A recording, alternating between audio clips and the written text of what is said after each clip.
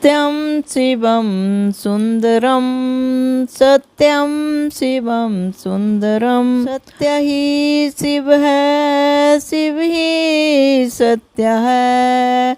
सत्य ही शिव है, शिव ही सत्य है। ओम नमः शिवाय, ओम नमः शिवाय।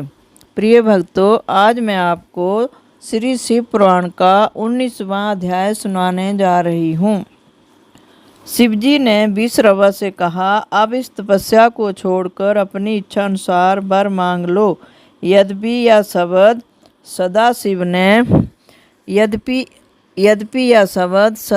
ने उच्च स्वर से कहे थे, तथापि विश्रवा ध्यान मगन होने के कारण शिवजी के शब्दों को नहीं सुन सका।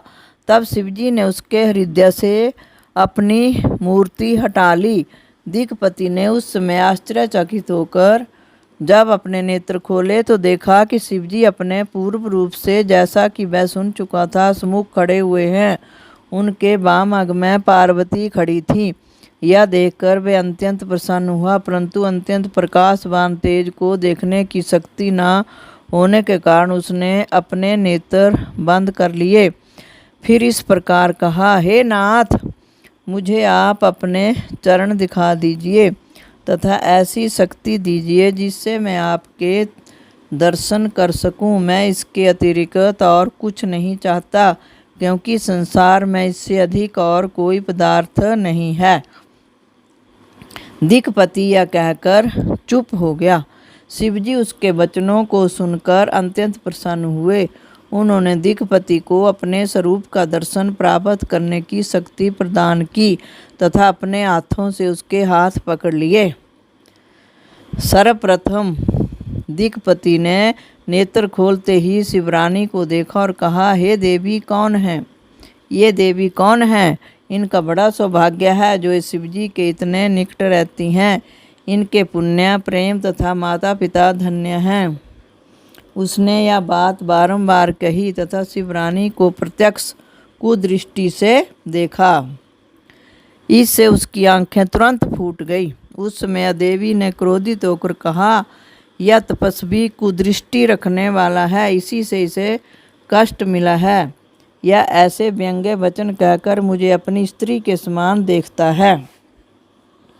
शिवरानी बोली, हे शिव, यह आपका कैसा भक्त है?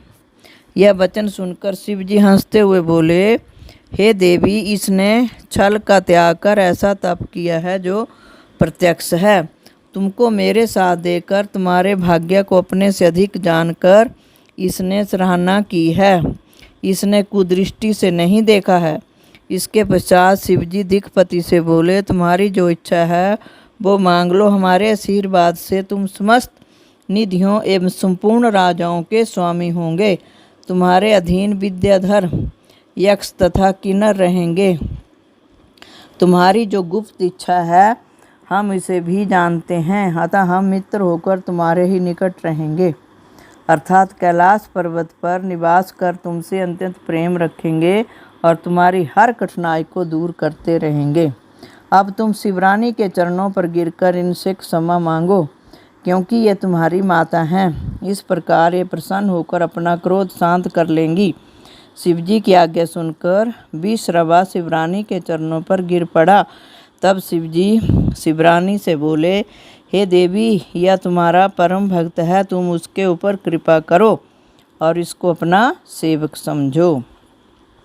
शिवजी की ऐसी बातें सुनकर शिवरानी ने अपना क्रोध शांत कर लिया तथा दिक्पति से कहा, अब तुम हमारे पुत्र हुए, इसलिए तुम्हारे मन में शिवजी की भक्ति सदैव बनी रहेगी।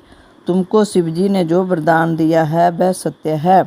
तुम मेरे स्वरूप की इच्छा करके अपने मन में मेरा भय नहीं लाओ, इससे तुम्हारा नाम कुबेर होगा। तुमने जिस शिवलिंग की स्थापना की है वह सिद्धि प्रदान करने वाला होकर तुम्हारे ही नाम से प्रसिद्ध होगा। वह संपूर्ण पापों को नष्ट करके मुक्ति देगा। जो कुबेरेश्वर महादेव के दर्शन लेगा वह कुबेरेश्वर महादेव विश्वेश्वर के दाहिनी ओर हैं। जिनकी पूजा करके लोग अत्यंत आनंद प्राप्त करते हैं।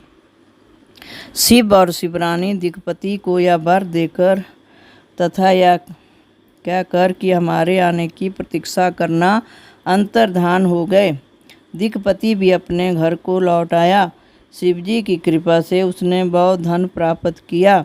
फिर वह अलकापुरी का राजा होकर तथा शिव मित्र उपनाम पाकर शिव का कोषाध्यक्ष हुआ।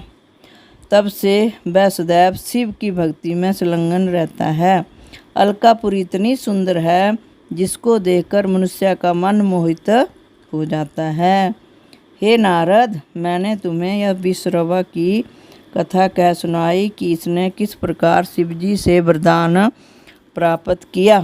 तीनों लोकों में शिव के समान दयालु कोई नहीं है। ओम नमः शिवाय, ओम नमः शिवाय, ओम नमः शिवाय।